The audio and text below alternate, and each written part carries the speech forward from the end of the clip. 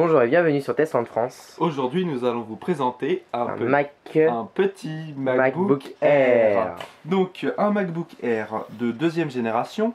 Alors, il y a 3 générations de MacBook Air. La première génération qui avait les premiers corps de duo qui étaient tout le temps de la même épaisseur.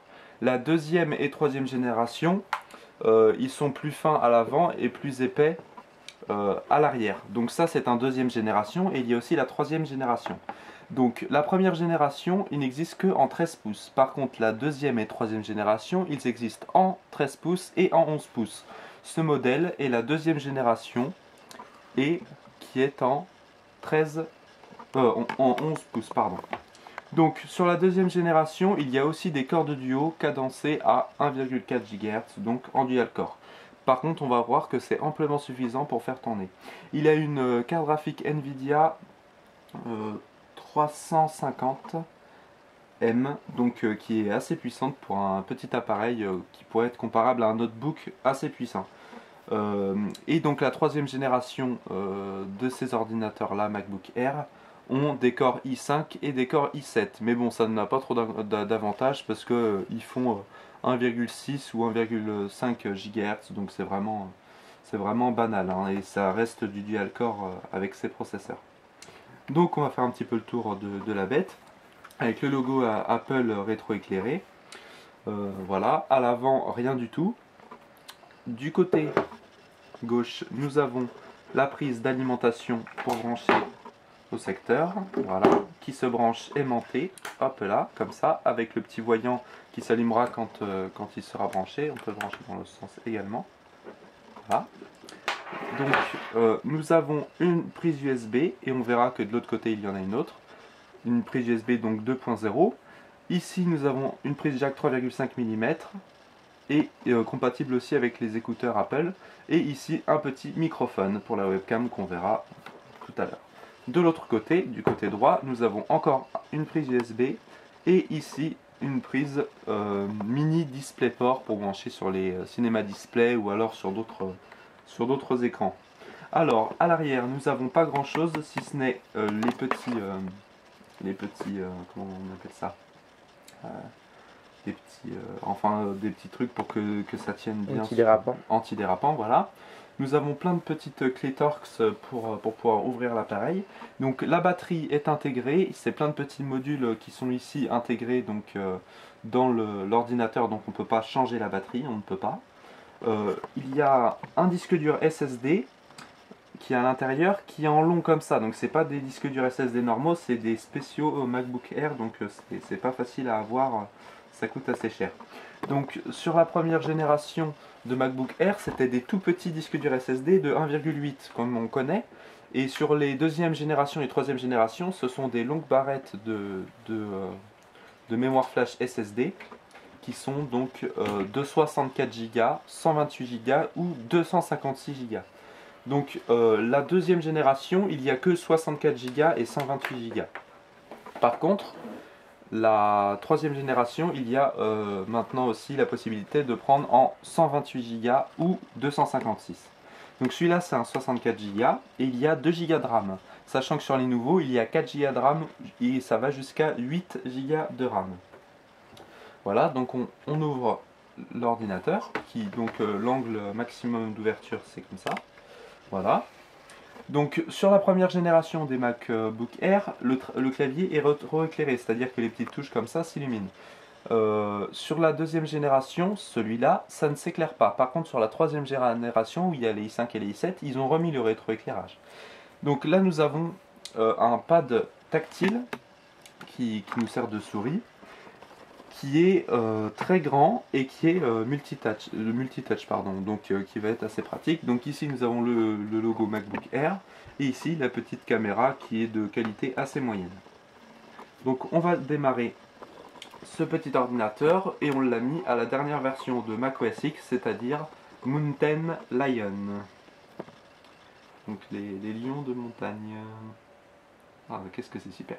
Alors, démarrage très rapide, dû à ce super petit SSD. Alors, il y a une petite tâche là. Ouais, c'est postillon, plutôt autre chose. Voilà, on va peut-être fermer ce qu'on était en train de regarder. Voilà, alors oui, parce qu'on arrive directement où on en était. Voilà, hop là. Donc ici le Finder, etc. On va pouvoir voir dans à propos de ce Mac, nous avons 1,4 Go, 2 Go en DDR3, etc. On va aussi aller voir quand même. Ici donc c'est une, pardon, Nvidia GeForce 320M, pardon, j'avais dit n'importe quoi. Et il y a 256 mégas dédiés à l'intérieur. Donc Mac OS X 10.8.2. Voilà. Moniteur, fiche, stockage, donc c'est bien un SSD. Donc on a fait deux partitions, une partition avec Mac OS X et une deuxième partition avec Windows 7. Parce que grâce au logiciel Bootcamp qui nous permet sur Mac OS X d'installer Windows 7 en dual boot, on a pu installer Windows 7. Donc on va par exemple on va aller sur bon après ça c'est pour c'est tous les raccourcis Mac OS X. Par exemple si on va sur internet, on va sur notre site internet par exemple Tesla de France, on va pouvoir aller à la page précédente juste en faisant ceci. Voilà, voilà, donc c'est quand même assez pratique. On va aller voir maintenant Windows 7 et on va tester. Donc Windows 7 c'est vraiment facile à installer, hein. Après vu que c'est une mémoire sur cet ordinateur il n'y a pas de lecteur graveur DVD, faut l'installer ou avec une clé USB. D'ailleurs il y a une clé USB de réinstallation de macOS X fournie avec. Et autrement si vous voulez avec un CD il faudra brancher un lecteur DVD externe en USB. Ça fonctionne très bien. Donc on va l'éteindre et on va démarrer avec Windows 7 parce qu'on vous a réservé une petite surprise. On a installé GTA 4 sur Windows 7. Ça prend un peu toute la place du disque dur de 64 Go parce qu'il y a au moins 15 Go de jeu. Alors hop, on va démarrer. Donc pour démarrer en dual boot, il va falloir démarrer l'ordinateur et tout de suite rester appuyé sur le bouton Alt du clavier. Donc cette fois-ci nous avons la partition récupération, la partition Windows et ça la partition pardon, Mac OS X. Donc on va cliquer sur Windows et hop il va se lancer et là il va redémarrer en cherchant la partition Windows et donc démarrer sur Windows 7. Donc que ce soit Mac OS X ou Windows 7, Windows démarre et surtout s'arrête. Il s'arrête en même pas 3 secondes et c'est assez impressionnant quand même. Voilà. Donc là on a mis Windows 7 en 64 bits. Donc je vous rappelle qu'il n'y a que 2 Go de RAM, on est avec un petit corps audio à 1,4 GHz. Donc le son est d'assez bonne qualité, même s'il y a beaucoup d'aigus, et le son il ressort un petit peu de l'intérieur, donc il ressort par les bords des touches du clavier. Et le son est quand même pas mal quand même pour un petit ordinateur de cette taille. Donc vous voyez, Windows 7 ça fonctionne très bien. Je vais aller, hop, propriété. Vous voyez, de 2 Go, 1,74 utilisable parce qu'il y a 256 mégas qui sont utilisés du coup pour la carte graphique. Voilà. Donc c'est bien. Ah non, je l'avais installé en 32 bits. Hein. Donc je vais tester YouTube. Hop là. Alors, hop là. On va aller sur Testland France, voilà. Ouais, on est assez connu maintenant, ça fait plaisir. On va prendre une vidéo au hasard. Vous voyez donc sur Windows 7, grâce au logiciel qui s'installe avec Bootcamp, on peut avoir le dual, le multitouch du pavé tactile et même les boutons ici, volume moins, volume plus, couper le son, etc., éteindre et tout, ça, et même la luminosité, vous voyez, ça fonctionne très bien avec Windows 7, donc c'est assez intéressant. Donc on va mettre une vidéo, hop là, spécial 200 abonnés par exemple. Mais bon, maintenant on est à 300, mais bon, ça va tellement vite. Ça va tellement vite qu'on n'a pas forcément le temps de... On remercie tout le monde pour... On remercie tous les abonnés. Voilà. Voilà.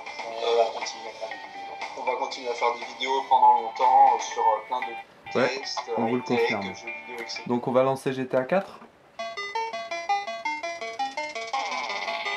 Alors, la petite explication de ce petit patch No CD, eh bien tout simplement parce que nous n'avons pas de lecteur graveur DVD inclus dedans, donc on a cette belle excuse de dire que... Mais bon, on l'a acheté, hein, le GTA 4 bien sûr. Alors, bon, par contre, il va se lancer dans quelques secondes.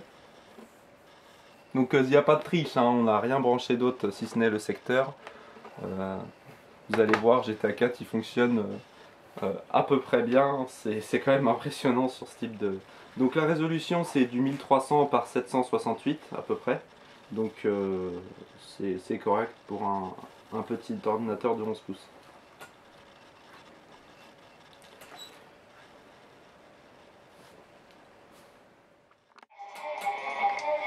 Donc voilà, GTA 4, donc là c'est le tout départ, hein, donc hop, on va passer ça un petit peu. On a avancé un petit peu, une dizaine de secondes, on a coupé pour pas vous faire attendre. Donc voilà, on va vous montrer directement dans les graphismes. Vous voyez, ça lag un peu, mais bon, c'est normal, hein, ça reste un notebook normalement. Donc résolution maximum de l'écran, 1366 par... Ah là là, ça... Voilà, merci, ça marche bien. 1366 par 768 en 60 Hz, heureusement. Format, donc qualité des textures faible, résolution, réflexion moyen, etc. Profondeur de champ, on a mis en petit, etc. Mais bon, ça reste une configuration correcte pour jouer. Et vous allez voir que ça lag pas tant que ça, et c'est impressionnant. On va peut-être baisser le son un petit peu. Voilà. Et voilà. Hop là. Ça lag pas, mais... Et ça lag pas, ça lag presque pas. Ça lag presque... Voilà, ça lag presque pas. Et je peux vous assurer que, ayant des ordis pas mal, Alienware, etc., il s'avère que qu'il est super puissant, quoi, pour ce que c'est impressionnant. En fait, Apple a bien géré la connexion entre le processeur, la carte graphique, etc., qui je le rappelle n'a que 256 mégas de RAM, et c'est qu'une 320M de chez Nvidia. Mais vous voyez, ça lag pas du tout, quoi. C'est impressionnant. Avec 2 Go de RAM, quoi. Avec 2 Go de RAM.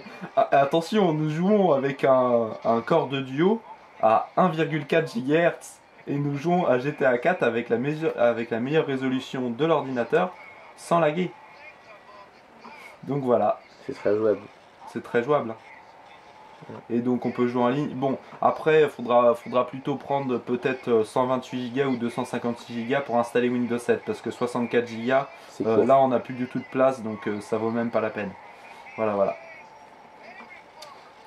Donc voilà, on vous remercie d'avoir regardé cette vidéo, et on va terminer par l'extinction rapide de l'ordinateur. Même avec Windows 7, vous allez voir, c'est assez rapide. Démarrer, arrêter. Vous allez voir qu'il va s'éteindre très rapidement. À part s'il a ses fichiers mis à jour, non, il n'en a pas.